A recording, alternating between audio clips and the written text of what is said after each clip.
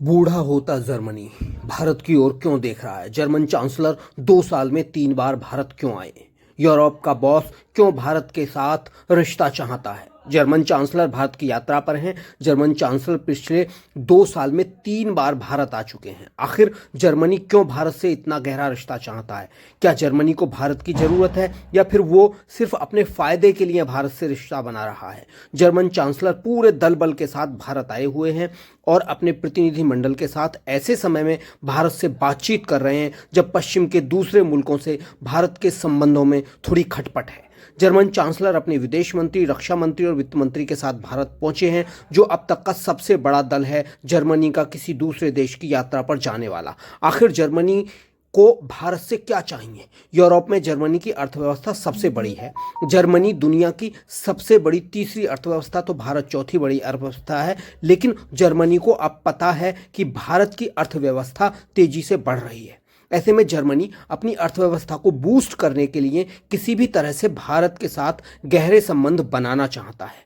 भारत से जहां अधिक कामगार चाहता है जर्मनी, वहीं भारत और जर्मनी के बीच व्यापार में तेजी लाना चाहता है और चीन से अपनी निर्भरता खत्म करना चाहता है। चीन के विकल्प के रूप में भारत की ओर देख रहा है जर्मनी। वहीं भारत से जर्मनी रक्षा क्षेत्र में भी व्यापार बढ़ाना चाहता है। जर्मनी ने भारत के पनडुब्बी समझौते में शामिल होने की मंशा जाहिर की है। जर्मनी बूढ़ा होता जा रहा है, लेकिन वो अरब और अफ्रीका के प्रवासियों की बजाय भारत के कामगार चाहता है। जर्मनी पहले से ही अप्रवासी समस्या से जूझ रहा है, पूरे यूरोप की तरह। ऐसे में अब वो भारत की ओर देख रहा है। साथ ही जर्मनी की अधिकांश जनसंख्या बूढ़ी हो गई है और जन्म दर इटली के बाद जर्मनी की सबसे कम है यूरोप में।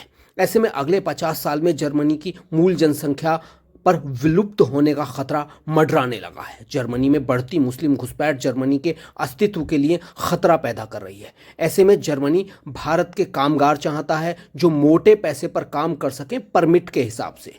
कुछ समय में जर्मनी के लोगों को अपने अस्तित्व की जंग लड़ते हुए देख सकते हैं आप। जर्मनी के लिए ये सबसे बड़ी चुनौती हो सकती है। ऐसा ही आज कहीं ना कहीं जर्मनी को देखना पड़ रहा है, सहना पड़ रहा है भारत के साथ। यही योर एक्सलेंसी चांसलर सोल्ज, दोनों देशों के डेलीगेट्स, मीडिया के साथियों, नमस्कार, गुटन टाग।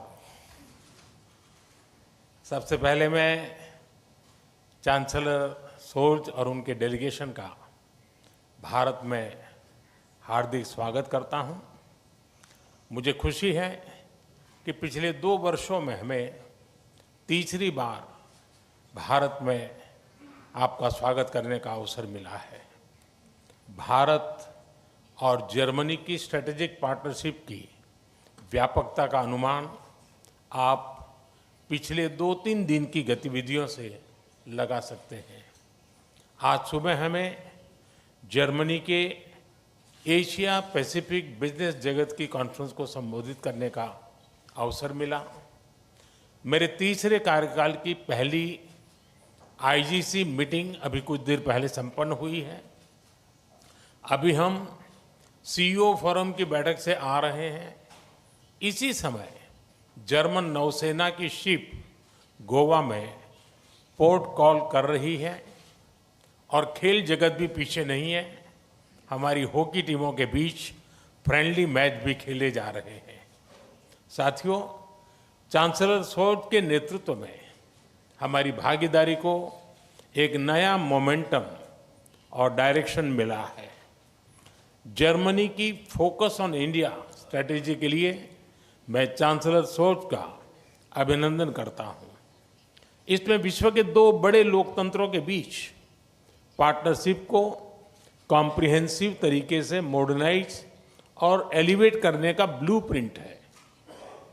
आज हमारे innovation and technology road map launch किया गया है। Critical and emerging technologies, skill development और इनोवेशन में होल ऑफ गवर्नमेंट अप्रोच पर भी सहमति बनी है। इससे आर्टिफिशियल इंटेलिजेंस, सेमीकंडक्टर और क्लीन एनर्जी जैसे क्षेत्रों में सहयोग को बल मिलेगा और सिक्योर, ट्रस्टेड और रेजिलियंट ग्लोबल सप्लाई और वैल्यू चेन्स का निर्माण करने में भी मदद मिलेगी। साथियों, रक्षा और सुरक्षा क्षेत्रों में बढ़ता सहयोग हमारे गहरे आपसी विश्वास का प्रतीक है। क्लासिफाइड इंफॉर्मेशन के एक्सचेंज पर बनी सहमति इस दिशा में एक नया कदम है। आज संपन्न की गई म्यूचुअल लीगल असिस्टेंस ट्रीटी से आतंकवाद और अलगाववादी तत्वों से निपटने में हमारे साझा प्रयास सशक्त होंगे। ग्रीन एंड सस्टेनेबल ग्रोथ के साझा कमिटमेंट पर दोनों देश निरंतर कार्यरत है।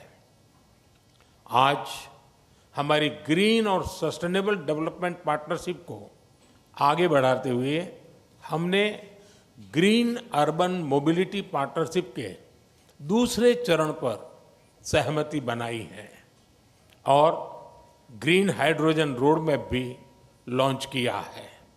साथियों, यूक्रेन और पश्चिम एशिया में चल रहे संघर्ष हम दोनों के लिए चिंता के विषय है। भारत का हमेशा मत रहा है कि युद्ध से समस्याओं का समाधान नहीं हो सकता और शांति की बहाली के लिए भारत हर संभव योगदान देने के लिए तैयार है।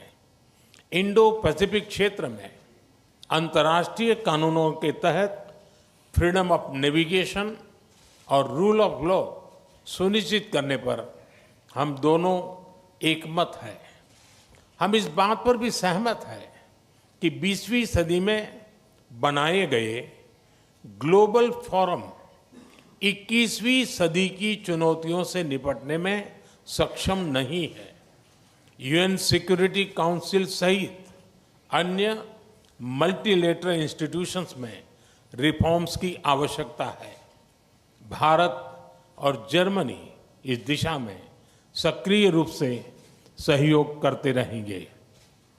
साथियों, पीपल टू पीपल कनेक्ट हमारे संबंधों का अहम स्तंभ है। आज हमने स्किलिंग और वोकेशनल एजुकेशन में मिलकर काम करने का निर्णय लिया है। आईआईटी चेन्नई और ड्रेसडेन विश्वविद्यालय में भी समझौता संपन्न हुआ है, जिससे हमारे स्टूडेंट्स ड्यूअल डिग्री का लाभ उठा पाएंगे। भारत की युवा शक्ति जर्मनी की प्रगति और समृद्धि में योगदान दे रही है।